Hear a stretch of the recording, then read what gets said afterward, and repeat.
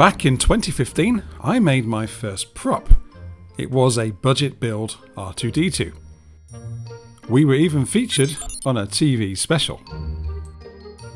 But despite international stardom, I didn't actually get round to completing him. It's a little bit of a running thing with me and my show. To add to insult, in 2022, I started to build the D'Agostini half-size R2D2 build. And during that video I promised to modify, weather and create a display stand for him. And guess what? None of those things have been done either. So in this special May the 4th episode, I'm going to try to start to make things right.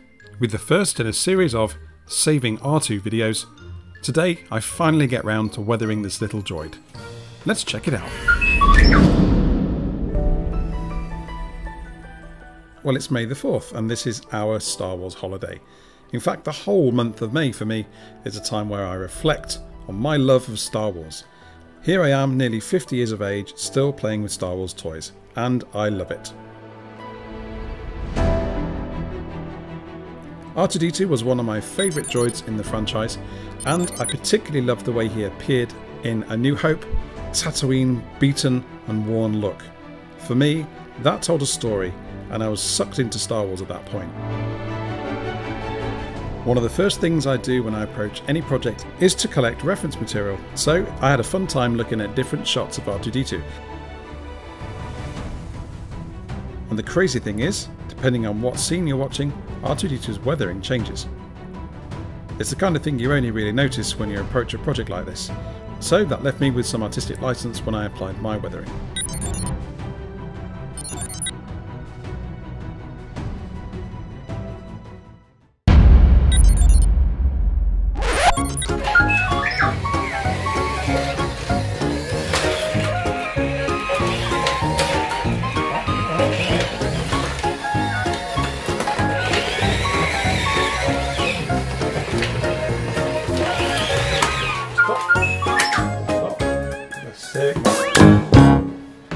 Wrecking the joint.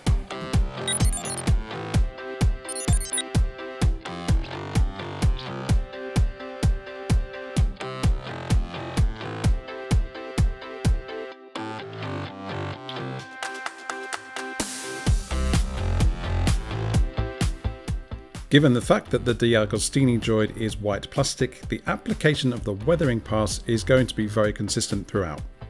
This is a nice and easy effect to achieve using some rust washes.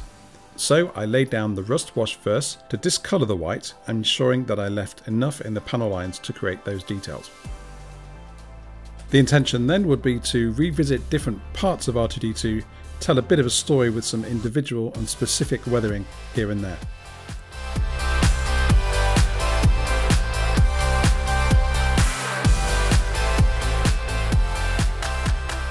All that was left now was to repeat the process on all of the different panels.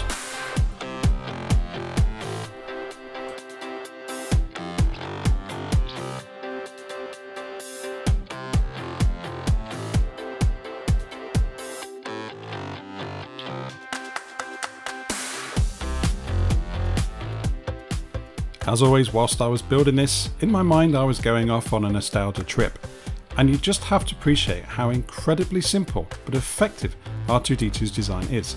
This is something that was thought about, conceptualized and made back in the late 70s, and it still holds up today. It's just amazing.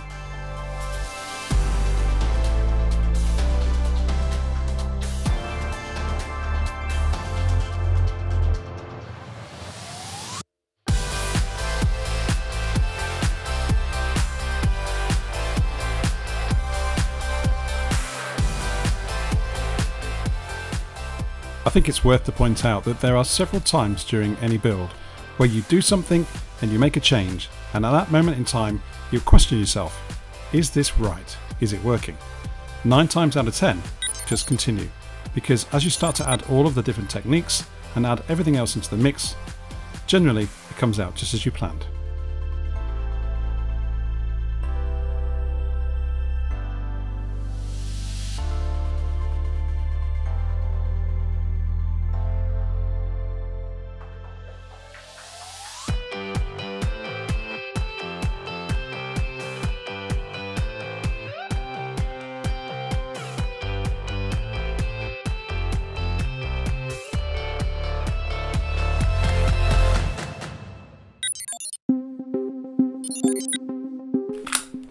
Okay, so the R2D2 we know and love, and definitely the R2D2 version that is a favourite of mine from A New Hope, has a restraining bolt fitted. I didn't want to actually create a restraining bolt and fit it at this moment in time because I do plan to revisit R2D2 with a whole set and stand a little bit later on. So for now, I just used this little rubber grommet as a mask, and I tried to create a convincing weather effect to suggest a bolt had been present.